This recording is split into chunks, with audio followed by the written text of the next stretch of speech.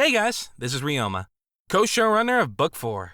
What you're about to see is our panel at the Avatar convention, Cabbage Con. We talked about the production of the episodes and showed a few sneak peeks at the next arc, The Search. You'll see snippets of scenes from the new episode in this panel. Hope you enjoy. Hello! Cade here, voice of Firelord Zuko for Book 4 Air Restoration Project. I guess you already knew that. What you may not have heard is that I recently reclaimed my honor. Look, I caught Aang! I'm Ryoma Ishizuka. I'm the co-showrunner for the project, head of the video team, and the voice of Aang.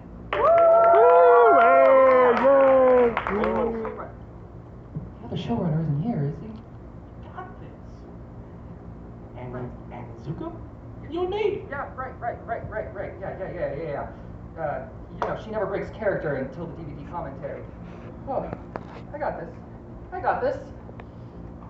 don't got it! Zuko, you must defeat yourself with your other self. Only then can your true self reveal itself. Uncle!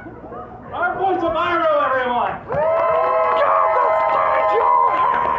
Hello, everybody. My name is Fultz, and I am the voice of everyone's favorite sage of the tea leaf, Uncle Iroh. And we are the Book 4 Air Restoration Project!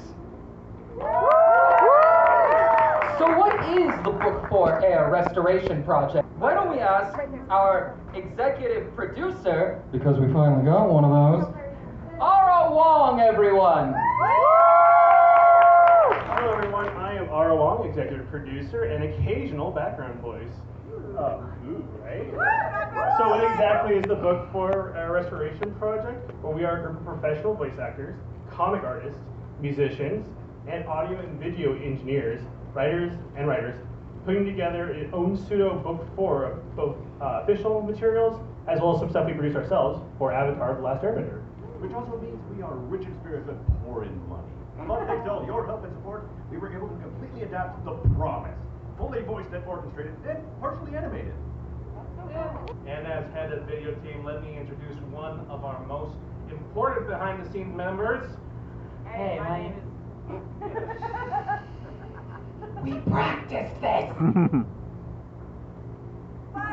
Hello, I am Curtis. I am the senior video editor for Book 4, primarily in the trenches of working with our various editing programs, making things like, words pop up on screen, motions of the panels to make these static comic pages come to life and feel like the original animated show. I also do the management of the YouTube channel because we have to stand a chance against the YouTube algorithm or else no one ever sees our content. The last time we did a convention, we were at 3.5 thousand subscribers, and as you can see from our little flag, we are now almost 10 times that amount. Thank you all very, very much.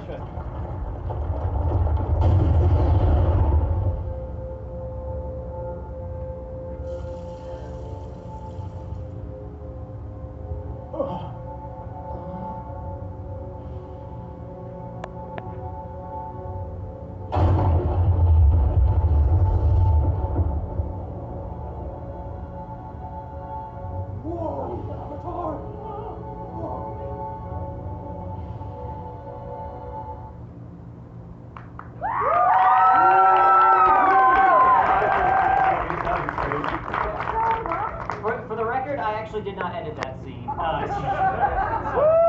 we'll forward your place to Realizer, who does our heaviest video editing with effects. My name is James. I am the music director for the Book 4 Air Restoration Project, as well as the head composer. My team do a lot of arrangement and transcription of plenty of tracks from the original show's OST, as well as plenty of original composition as well. Towards the start of the project, I did undertake a little personal endeavor to figure out how they made the sound of the Sensi horn. Fun fact, that is not a real instrument. It was invented for the show. And the way they made the sound was they used like a convolution reverb effect to mix elements of a trombone tone. Again, lots of arrangements, lots of original music. Up next we have a song that I wrote for a scene in episode 2. It's called Flight of the Tiger Din. Sokka, you know your boomerang is metal too, right? That's incredible! Beautiful. Being a beauty. He knows my weakness. I can't be mad at Sokka. Even better considering Sokka's VA actually saying that.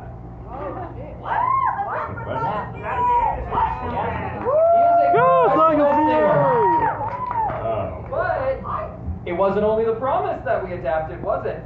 That was only the first comic, which re-released as 3 separate episodes. So, Curtis, why don't we show them one of the videos that I'm more proud of? Yes, let's see a clip from the episode. Yes, here we go. Zuko's lost it. Get my honor back? You blew your own chances, and now you want me to be a failure too? Well, I'm not giving up!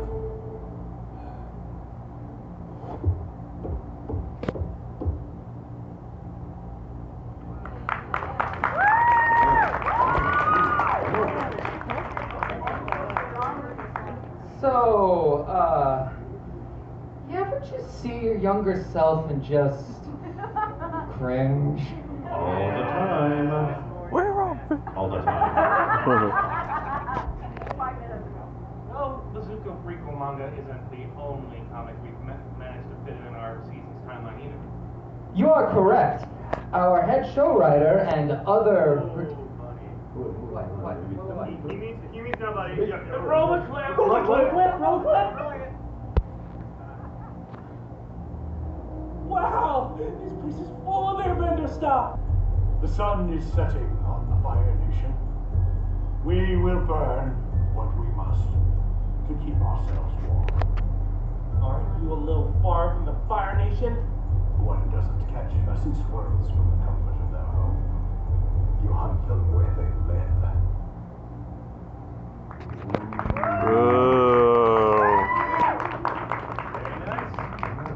So some of you might recognize that comic is based on an lost, I think it's like the Lost Library Tales Avatar comic called Relics.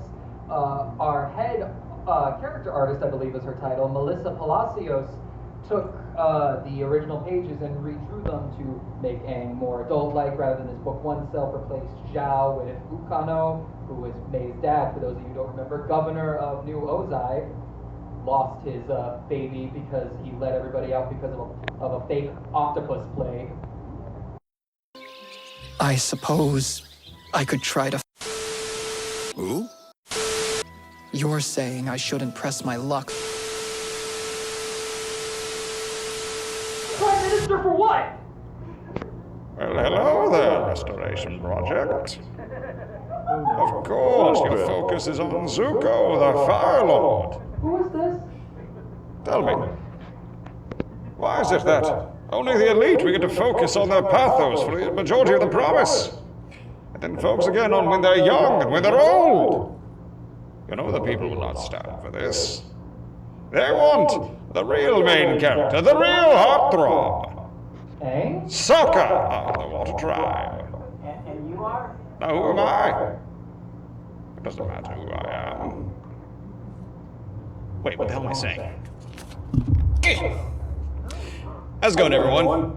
I'm Grant Corvin, aka Sokka. I'm also an additional writer and singer of The Tiger Dillo. Guess call me a jack of all trades. Master of none. I heard that! You know what? That's it. You wanna play rough, buddy? Okay. I'm calling my little friend Azula.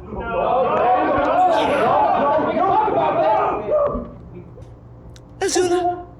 Yeah. I drop you the coordinates. Wanna try?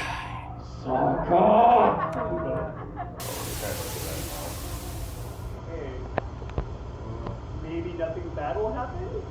Yeah, sure. Nothing bad ever happens. Let me just do a thing real quick. I'm still getting back from Sokka. Azula! You missed your cue!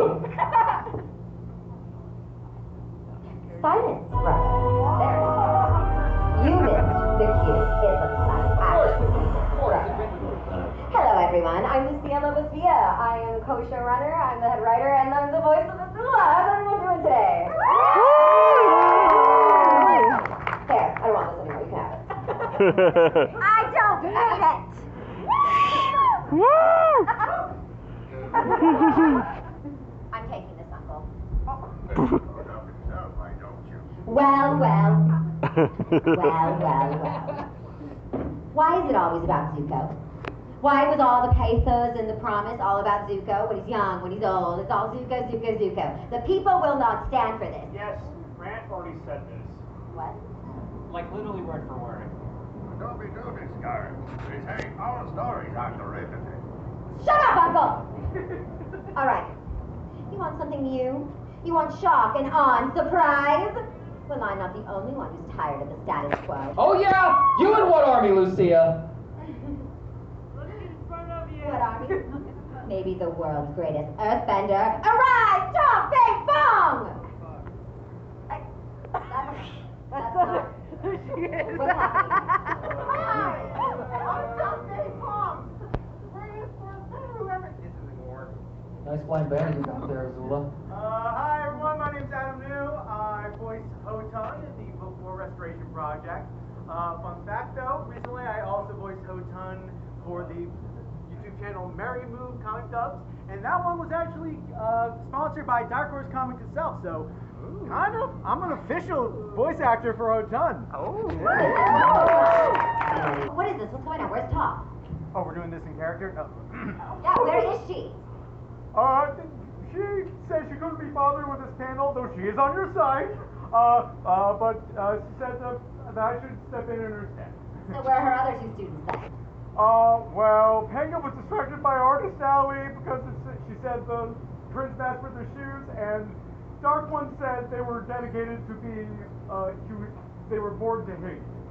So they were born a hater and they'll die a hater? Yeah, that's right. Hey, Greg, what's his week? This is your chance. You're right. Let's settle this, Azula. Andy-Kai, right here. Hold on.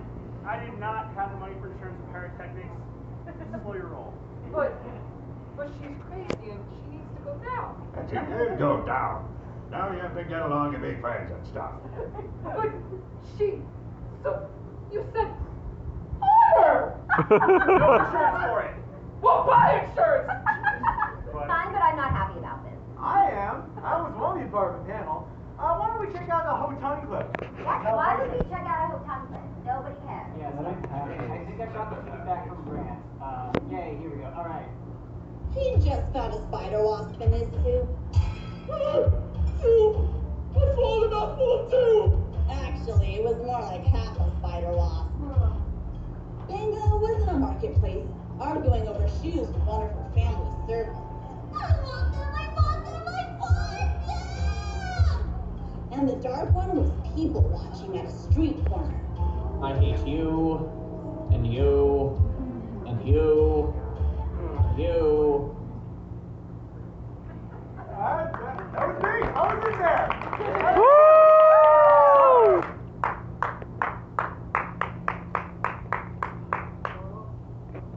Not bad, Lily Liver. Your form could use some work, but not bad at all. Toph! You made it. It's about time. You said you couldn't be bothered to show up. I got the shirt and everything. I couldn't be bothered to tell you that I was coming. I changed my mind. Hello, everyone. I am Kauthar Harrak-Sharif. I am the voice of Toph in this production. I am also dabbling in the writing team. So I am the world's one and only, world's greatest earthbender, Toph Beifong. Come up here already.